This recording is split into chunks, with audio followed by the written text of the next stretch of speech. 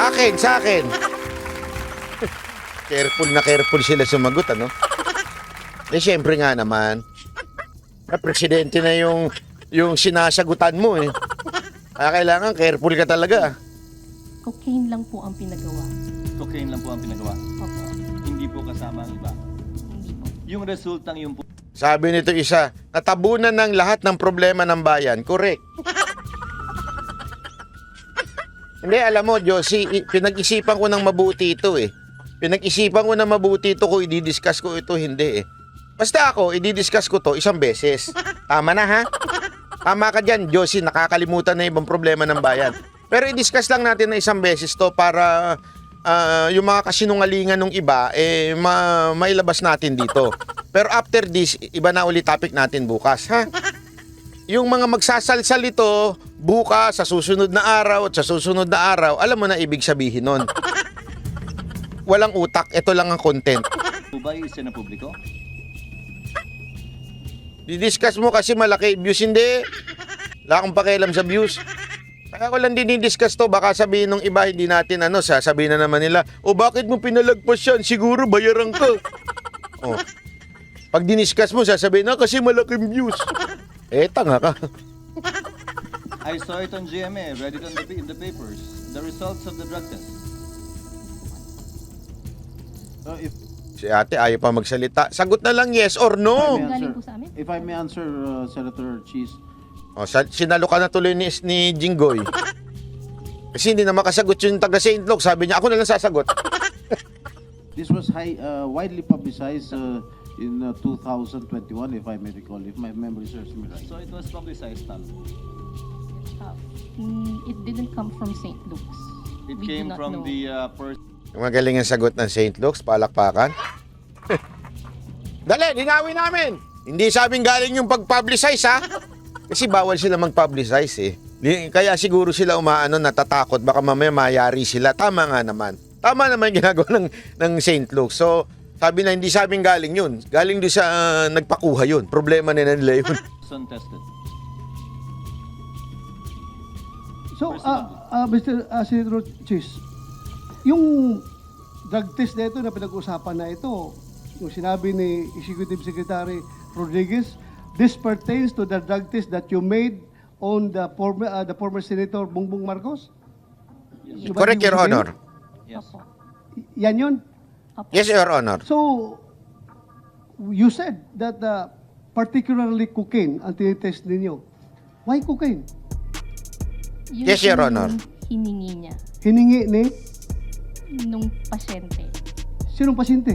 Si Marcos po. President Marcos Marcos. ba? Then Senator Marcos. Yun ang gusto niyang hingin about cocaine. yun po ang So, hiningi niya. your laboratory is capable of tracing cocaine residues doon sa ihi ng pasyente. Yes po. So, iba yung ginagamit nyo sa cocaine, iba yung ginagamit nyo sa Cebu. Iba rin Iba po. gagamitin ninyo sa marijuana. Am I correct? Yes, Your Honor. Opo. Pero kung ako, walk-in lang ako, pupunta ako doon sa iyo, I want a drug test. Anong gagamitin ninyo? Kung ano pong hihingin nyo. Oh, may ganun ba na hingin? Kasi lahat ng tao dito sa Pilipinas magpa-drug test, hindi pa nagtatanong na Si Bato naman, oh. Tama naman yung sinabi nung nung taga St. Luke's. Siyempre ko, ano yung ipapadrug test mo, ganun yun. Hindi, sabi ko nga sa inyo, may personal knowledge po ako. Alam nyo, kasi nga, sinamahan ko si Bato, yan din ang tinanong sa akin. Sir, ano po bang ipapatest nyo? Sabi ko, lahat. From cocaine to marijuana at to, tawag dito, pati yung yung shabu. Sinabi ko lahat para walang si ikaw talaga magdidesisyon. Kasi ikaw magpapatest, hindi naman sila pwedeng sila magdidesisyon para sa'yo. O, yun lang, sinasabi ko test lang. niyo ako sa cocaine, i-test niyo ako sa Cebu, i-test niyo ako sa marijuana, wala. Pupunta ako sa inyo, magpa-drug test, para pag mag-negative, dalhin ko yung dokumento, nag-apply ako ng trabaho. Yun lang naman ang ginagawa natin. Hindi naman kami nagre-request sa inyo ng i-test niyo ako sa cocaine. Hindi po galit si Bato dito, ha? Tumataas lang ang boses niya. I-test niyo ako sa Cebu, i-test niyo ako sa marijuana. Hindi pupunta ko sa inyo, please, conduct drug test. Oh, negative. Salamat. Dahil ko ito sa in-applyan ko ng trabaho.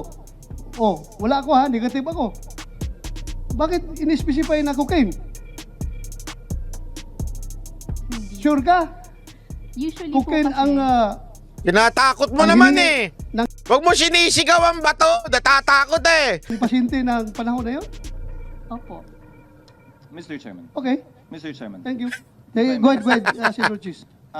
Since you're PNP chief and we have a lot of police officers here, pag nag-a-apply ako para sa LTAP o permit to carry, required po ako mag-drug test. Di ba ba?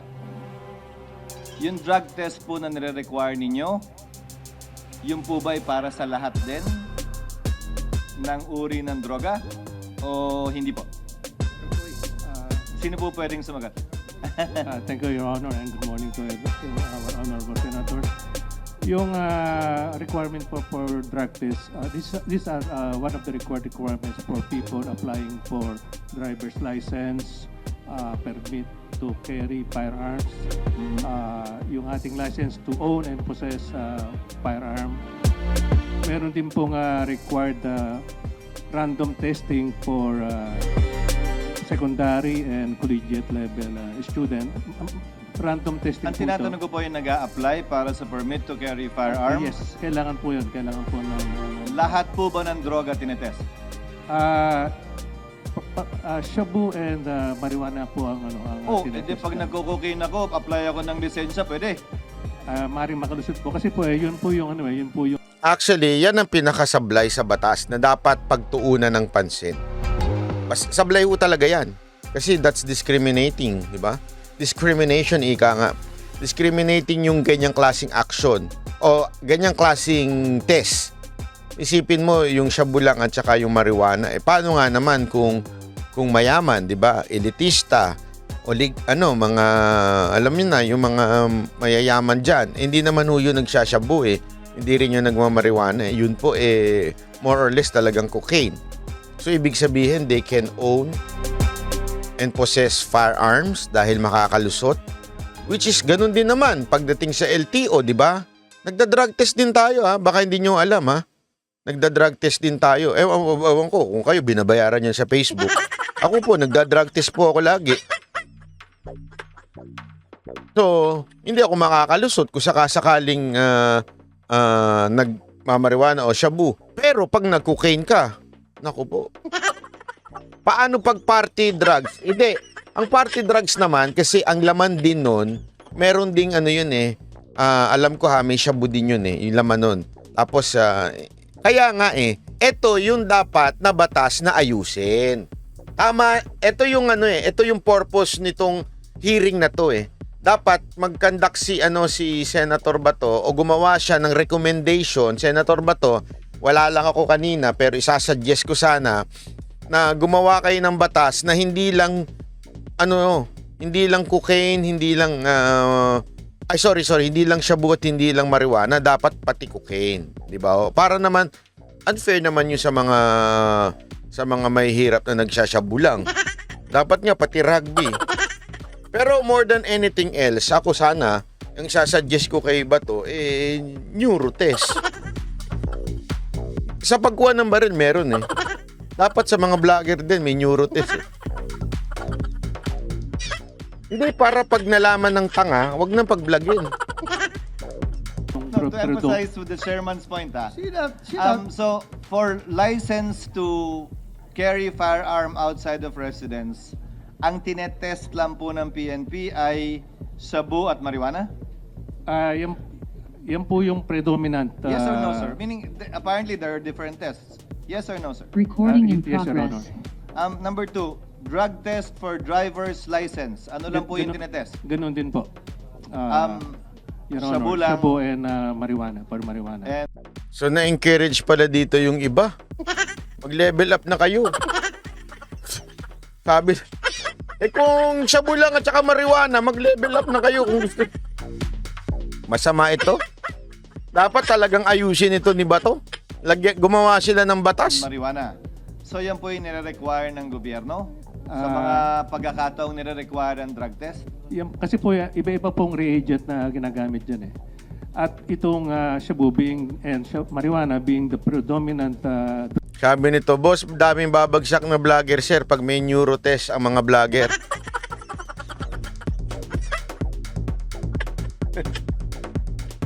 Masuggest nga yan.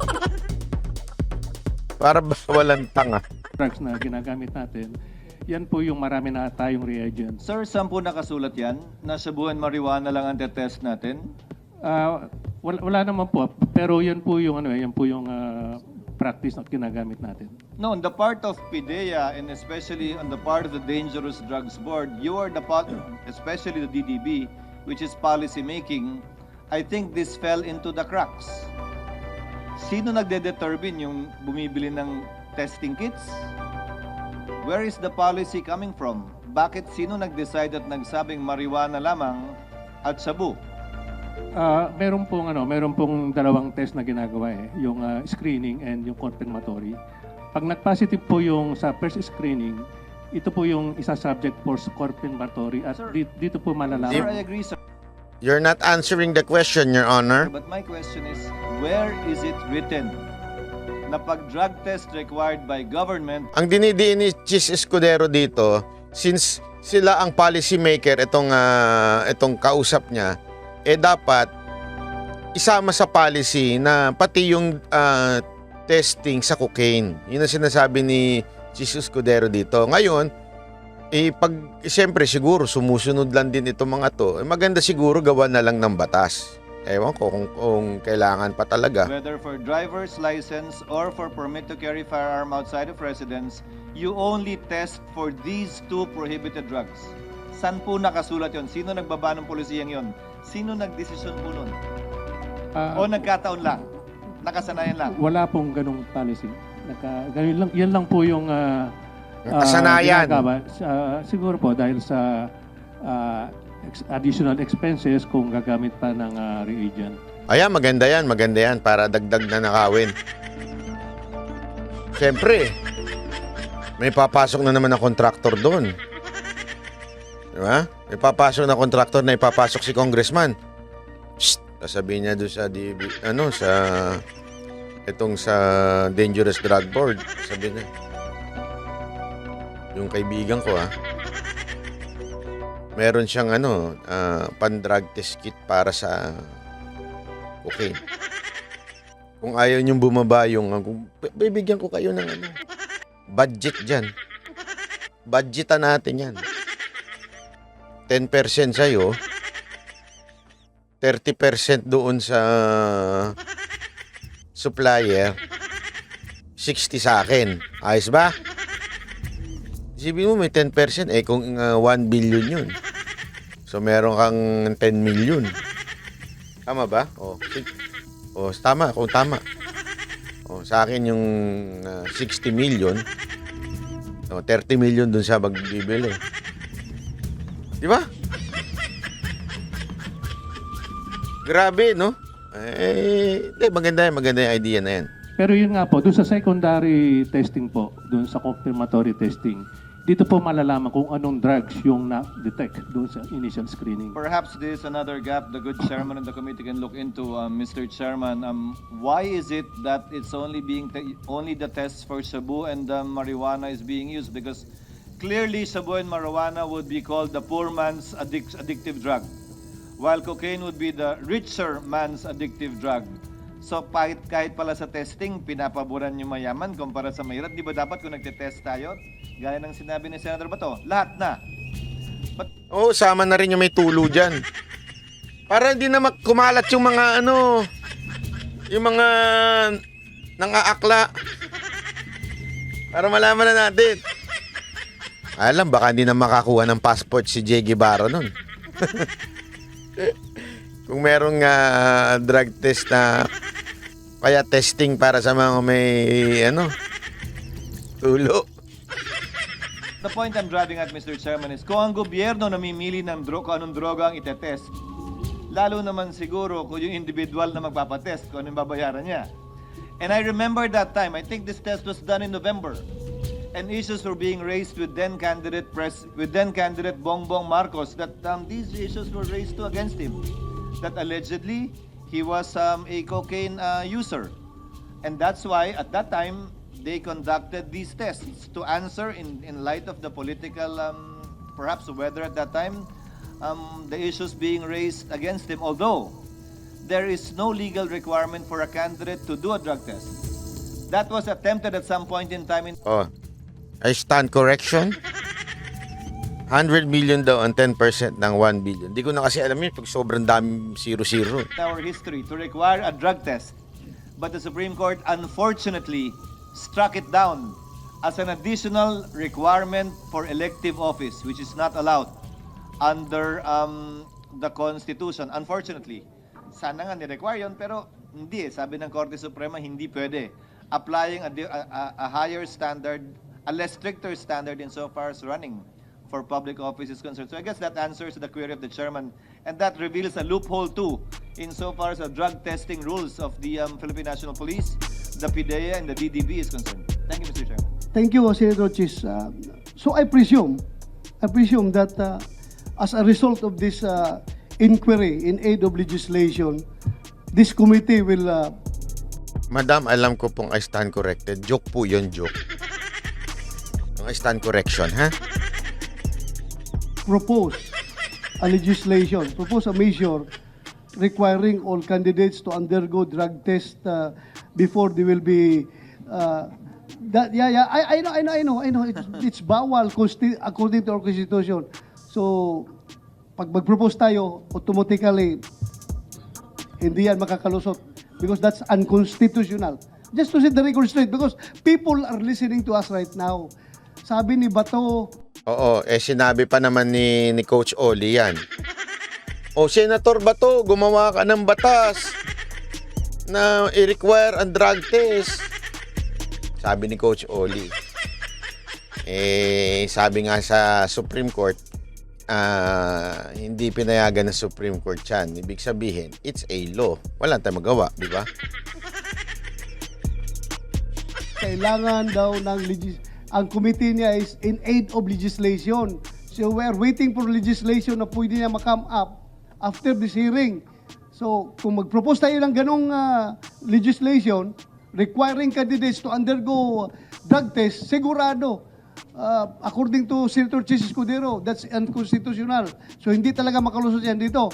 So please, you are listening right now, yan po ang explanation. Uulitin natin ha, hindi ho pwede kasi baka may hihirit na naman sa ending nito.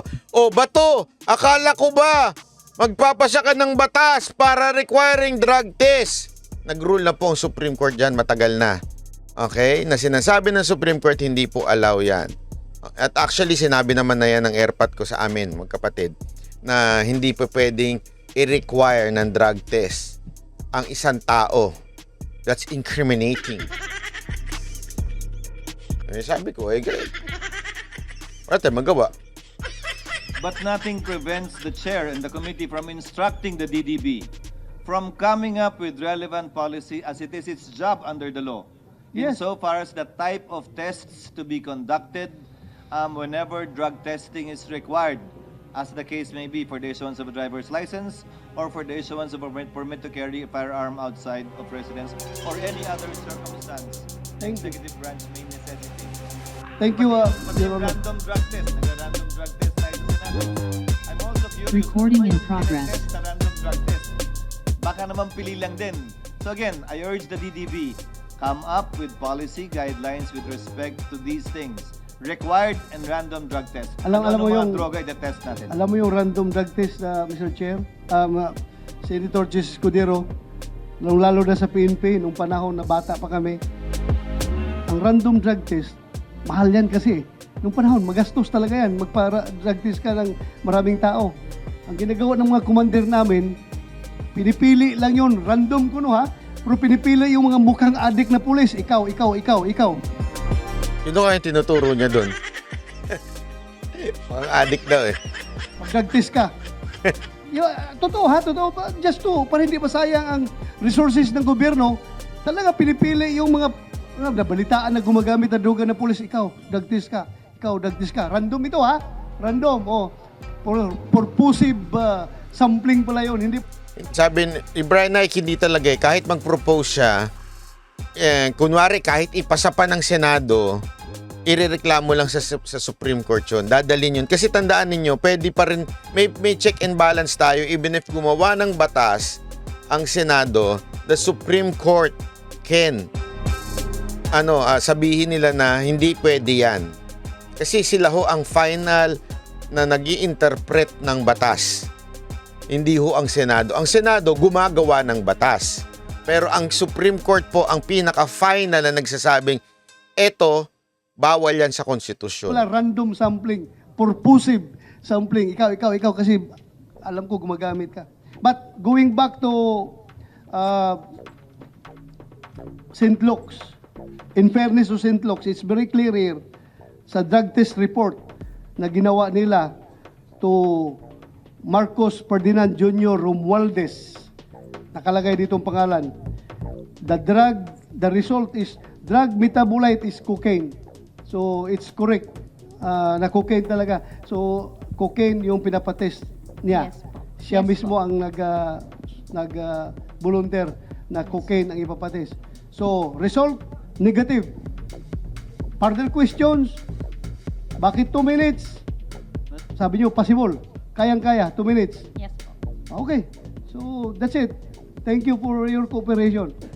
Maraming salamat. Hindi ito imposible ha. Posibleng-posible talaga. Yes po. Thank you. Thank you for that. Umuwi na kayo. Senator Jinggoy, Maybe we can excuse the doctors from St. Luke's since they have already answered our questions. Unless other Yeah, doctors will ask some questions. Sandali lang ha. Sandali lang.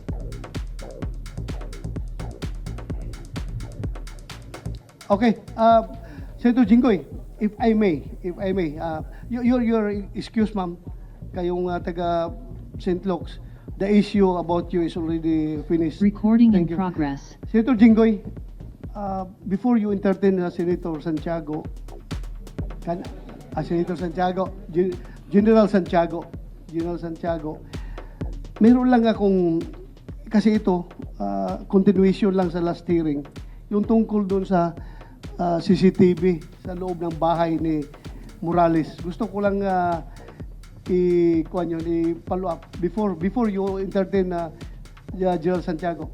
Maybe after dito sa Morales. Meron kang sinabi last hearing about yung video na kinukumbinsi ka ng mga tao o ng tao Naku, Na- patay tayo dyan. to be silent. Huwag na testify sa committee na ito. And you said it is covered with video. Yes, Your Honor. And Audio. ito lang sa akin before I continue.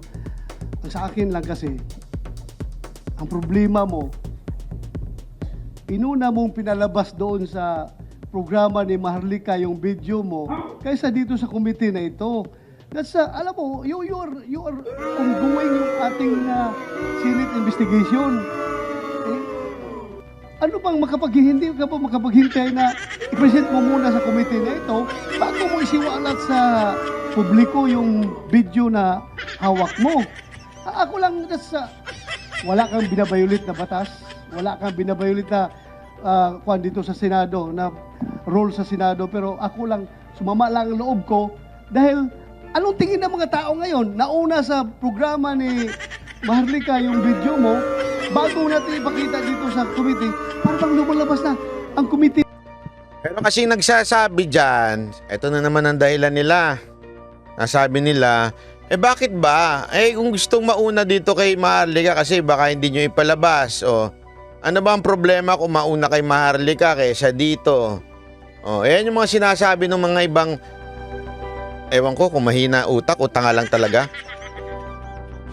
Dahil sa sobrang panatiko nila at bulag nila kay Maharlika, naiinis sila pag kinokontra yung mga ginagawa ni Maharlika. So nagagalit sila dyan, bakit daw pinuna pa yan? Ano ba namang essence niyan? Ano ba namang pakialam? The fact will never change. Sabihin, hindi naman daw magbabago yun, ganun pa rin. Ang problema po kasi, dahil sa ginawa nyong yan, nakapaghanda tuloy yung tao na magdi-depend sa sarili niya. Yung si Bicoy. Si Picoy, di ba? Nakapaganda tuloy siya ng mga alibay niya. Kung sana, kung pinatawag na lang, sinabi na lang na sikreto muna kay Bato, o ito, Bato, eto yan, Tapos biglang pinatawag ni Bato, on the spot. Alam mo kasi minsan, di ba kaya nga may mga secret, di ba, hindi nyo napapansin sa mga documentary yung biglang surprise yung witness na dinadala doon para wala ng chance na makagawa ng alibay or makikita mo na matataranta kasi, uy, hindi ko to alam ang problema, yung vlogger na yan, walang pakialam sa katotohanan yan. Ang pakialam lang niyan, dumami views niya. Kumita siya at meron siyang pambayad sa mga utang niya.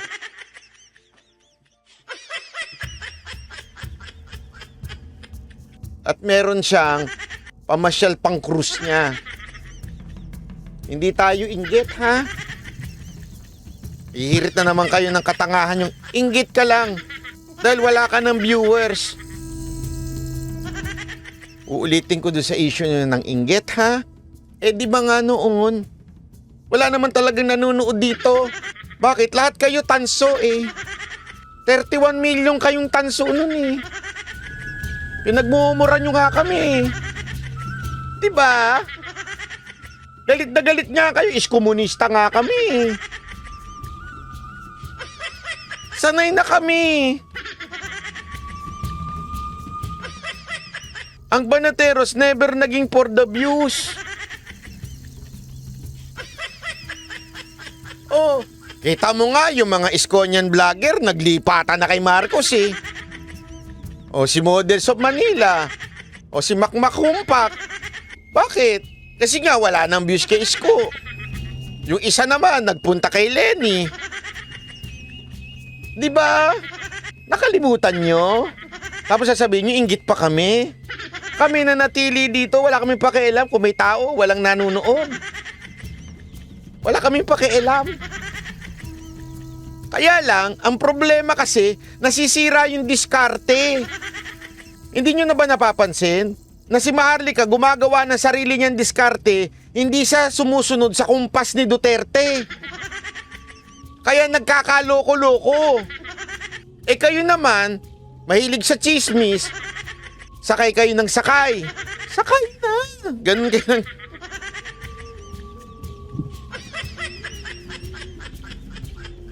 Bida-bida, di ba? Merong maisog na rally, sasabay ka ng para sa sarili mong content. Kung talagang nakikipaglaban ka at tulungan mo sana yung pagbabago, sasabayan mo yung maisog. Ano ba? Tanga ka ba? At kayo namang mga panatiko, tanso na kayo dati, tanso pa rin kayo ngayon, hindi naman nagbago. Ulitin ko ha, baka kasi akala nyo ibig sabihin ng tanso, mga followers lang ni Marcos. Hindi. Kayo yun. Kayo mismo, kayo. Ano yung kayo? Ibig sabihin ng tanso, yung nagpapabudol na kayo noon, hanggang ngayon nagpapabudol pa rin kayo. Kaya tanso. Sakit, di ba? Hindi na nagbago yung pagiging tanso nyo. Tama, mali. Banat bay, sabi, tanso din yung SM na hindi. Mali ka ng definisyon ng tanso. Ang tanso, yung tanga. Tanga na nga noon, hanggang ngayon nagpakatanga pa rin.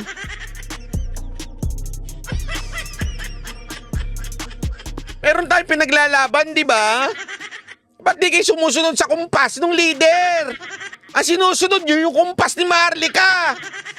Ano tawag sa inyo? Tanso.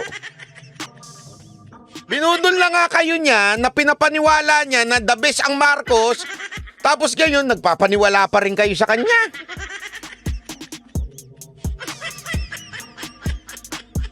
Di ba? Kaya nga sabi ko sa inyo, wag na kayo dito sa channel ko. Kasi bawal ang tanso dito. Bawalo ang ang tanso dito. Masasaktan talaga kayo. Na ito ay sunod-sunuran sa kung anong pinapalabas ni Marlica. Ang komite na ito sunod-sunod lang kung anong gusto nila mangyari, susunod ng komite na ito. Dapat naisipan mo. Nakita nyo? Nasisira yung diskarte. Tandaan ninyo, ano nga sabi ni Duterte nung tinanong siya? Akin yan, tao ko yan. Sa madaling salita, may kumpas siya dyan. Eh kayo, may sarili kayong kumpas. Bakit? Bida-bida eh. Kaya nga, di ba, anong sabi ko? Dapat hindi na inilagay yung gurgur sa sa Waxis. Dapat nilagay na lang yung sa Jollibee. Bida-bida eh. Sakit, di ba? Hindi, alam mo kayong mga panatiko ni Marlica, may panahon pa. Magbago na kayo. Yung tunay, yung totoong pagbabago. Hindi yung nagbago lang kayo, lumipat lang kayo. 'Di ba? Naglipat lang kayo kasi ayaw nyo na si Marcos kasi hindi ganito. Tapos naniwala kay Marlica, ngayon naniniwala pa rin kayo.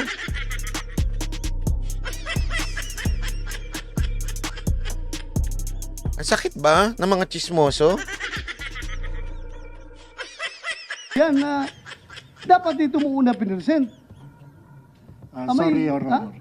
Sorry. Siguro naintindihan mo. Morales, matuto ka na kasi. Eto hindi mo ba naisip? Morales, makinig ka ha. Sana umabot sa'yo to.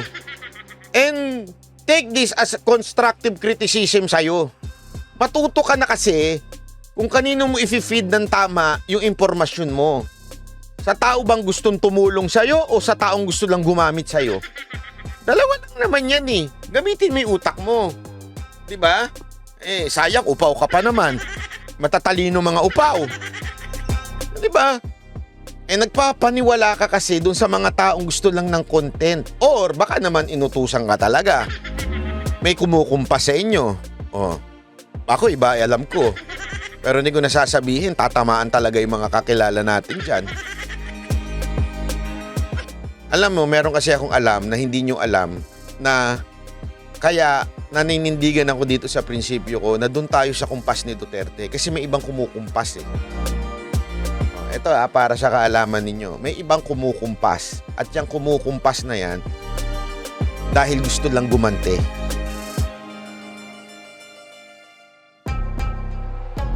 So sana matuto tayo. Hindi pwedeng gante para patumbahin mo lang ang isang gobyerno. Hindi pwedeng ganun. Mali yun eh. That is wrong. Simula pa lang, mali na kagad ang approach dahil lang gusto lang gumante. Doon tayo kay Pangulong Duterte. Si Pangulong Duterte, hindi niya sinasabi yung mga sinasabi niya dahil gusto lang niyang gumante. Dahil may nakikita talaga siyang mali. Yung iba dyan, inutusan lang nung gustong gumante at yung inutusan din niya, gusto rin gumante. So it's all about hate. Hindi ganun ang konsepto dito. Hindi ganun mo maipapanalo ang laban na to because you hate, because gusto mo lang out of revenge. Mali. Maniwala kayo sa akin. Mali yan. Kung magpapakabudol pa rin kayo ngayon, wala na akong magagawa.